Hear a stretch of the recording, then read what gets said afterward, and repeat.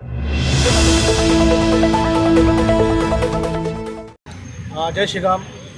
सुरुवातीला मी सांगतो की 14 तारीखला काँग्रेसच्या एका कार्यक्रमामध्ये काँग्रेसच्या कार्यकर्त्यांनी सर्व पदाधिकाऱ्यांनी सनातन हिंदू धर्माच्या विरोधामध्ये नारे दिले मुर्दाबाद म्हणून.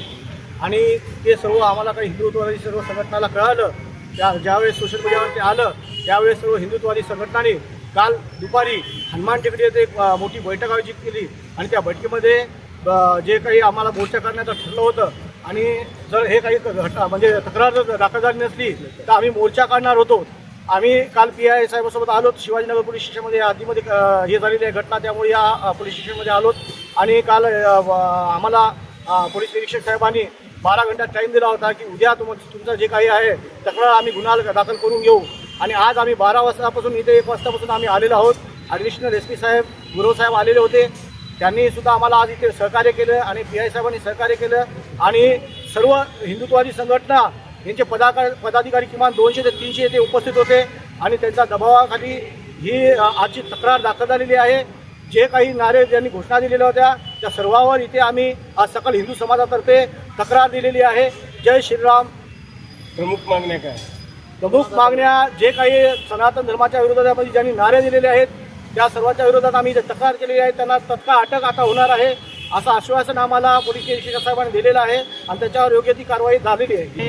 हे बघा, काँग्रेसचे जे अध्यक्ष आहेत मल्लिकार्जुन खरगे यांचे आजपर्यंत सनातन आणि हिंदूंच्या भावना दुखवणारे आत्तापर्यंत शेकडो विधान आलेले आहेत. आणि काँग्रेसची ही नीच मानसिकता नेहमी सनातन विरोधी आणि हिंदू विरोधी राहिलेली आहे. 60-70 वर्ष राजकारण करून त्यांनी आजपर्यंत कुठलाही हिंदू किंवा सनातन धर्माच्या बद्दल त्या संस्कृती जपणारा एकही चांगला निर्णय आजपर्यंत काँग्रेसवाल्यांनी कधी घेतला नाही आहे. आणि जो विषय तिथे झाला होता, जो मल्लिकार्जुन खरगे तिथून गेल्यानंतर जे तिथल्या एका काही संघटनेने, इथं काय भाजपचे पदाधिकारी नव्हते किंवा फक्त हिंदुत्ववादी पदाधिकारी, आणि त्यानंतर तो दलित समाजाचा आहे म्हणून तिथं गोमूत्राने साफ केलं असा विषय नव्हता.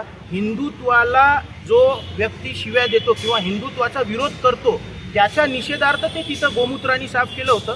आणि दुसरा विषय म्हणजे ठीक आहे तिथे झालं तर ते तुम्ही त्याचा निषेध करायला पाहिजे होता, पण त्याच्यामध्ये सनातन धर्माला जे तुम्ही शिव्या दिला ते त्याचा मेन मुख्य नाही. पण त्यांनी शिव्या देताना सनातन धर्माला शिव्या दिल्या आणि माफीनाम्यामध्ये एका विशिष्ट असा शब्दाचा उल्लेख केला.